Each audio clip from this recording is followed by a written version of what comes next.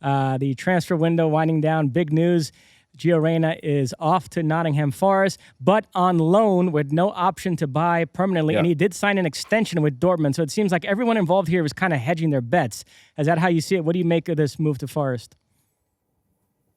It's an interesting one. I mean, again, there's positives, there's negatives, pros, cons. The pros for Gio Reyna for the U.S. national team is he wanted to change his scenery. I think that's pretty clear. I think he needed a change of scenery, and now he's got one.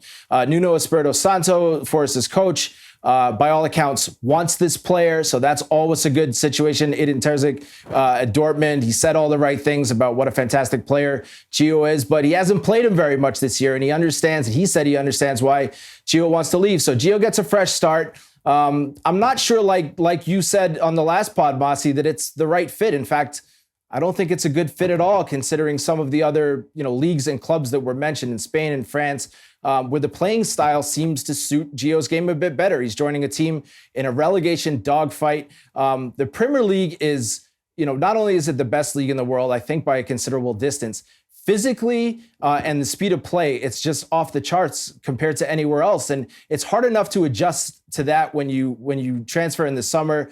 It's even harder to do that when you come in mid-season. We saw Weston McKennie really struggle to adapt when he went to Leeds last year. He goes back to Italy. He's been one of the best midfielders in Serie A this year. I don't think that's a dispute. Potentially one of the best players in that league through the first half of the season. So, it's a big ask for a guy in Gio that he hasn't played very much. He hasn't shown that he's a 90-minute player in the Bundesliga. He hasn't played more than 45 minutes, or he's played over 45 minutes in just one match since the Nations League semifinal against Mexico last June. So I think it's, he's going to have a little bit of a shock when he realizes that, he gets out there, the intensity of those games, the time on the ball, it's just not there.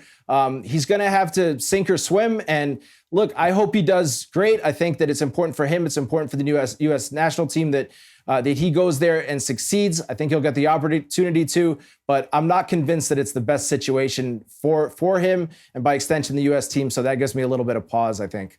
Being on Gio watch means you're following Nottingham Forest. This weekend, they are away to Bournemouth, which is Tyler Adams' team, but he's injured. So Gio could make his debut in this one. And also, we'll see if Matt Turner is still out there. A lot will depend on whether Forest are able to sign a goalkeeper before the deadline ends. Did we kind of bury the lead with Gio? That's all right. You know what? I mean, and I only say that because it's going to relate to what I'm about to say about Gio. And then I want to get to Matt Turner because I think that's an important component of this story and obviously with what we talk about here. I have been fascinated by the way that there is this collective angst and support and what word am I looking for? Investment. This investment in Gio Reyna and in his future. And it's almost kind of morphed into a coddling of him. And I get it. Because I think we all, even at times, can be critical of him, and certainly over the last year and what happened with the World Cup, all that kind of stuff. That's one thing. But I think we all recognize how talented he is and how that trajectory has been stunted that he seemed to have been on. And so I think we all want what is best for him and any American player for that matter, but him in particular because he's almost been this special one. And,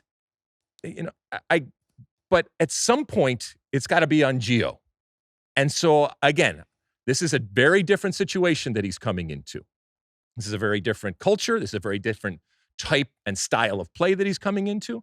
He's coming into a team that, while they are safe from relegation right now, there's only a couple of points here and one or two bad games. They certainly could be in a fight, which is something that he has never had to experience. And I am interested to see ultimately what he looks like. But I'm also curious as to, and maybe it's because of what I just said, why does he deserve so much more support and praise and like I said, investment from the American soccer public out there relative to other players? Is it just because he potentially could be the one? Yes, I think people see enormous potential in him. Okay. Well, I would just hope that maybe we in our parsing out and in the way that we balance out all of our support there, instead of putting all those eggs into that one basket, maybe we spread the wealth there and spread the love when it comes to that support out. Gio's going to be just fine. I don't know if this is ultimately going to pay off for him. It is short-term, 4 months going there. It's only a loan. There is not evidently a opportunity to buy him in terms of a contractual thing. They certainly could buy him if it was great. And if it doesn't go great or the money isn't there, he comes back to Dortmund, and evidently he has just signed a new 2-year deal at Dortmund, which locks him up from a contractual perspective, but certainly, he could get sold going forward. And with his new representation, I'm sure that they are benefiting from this new deal.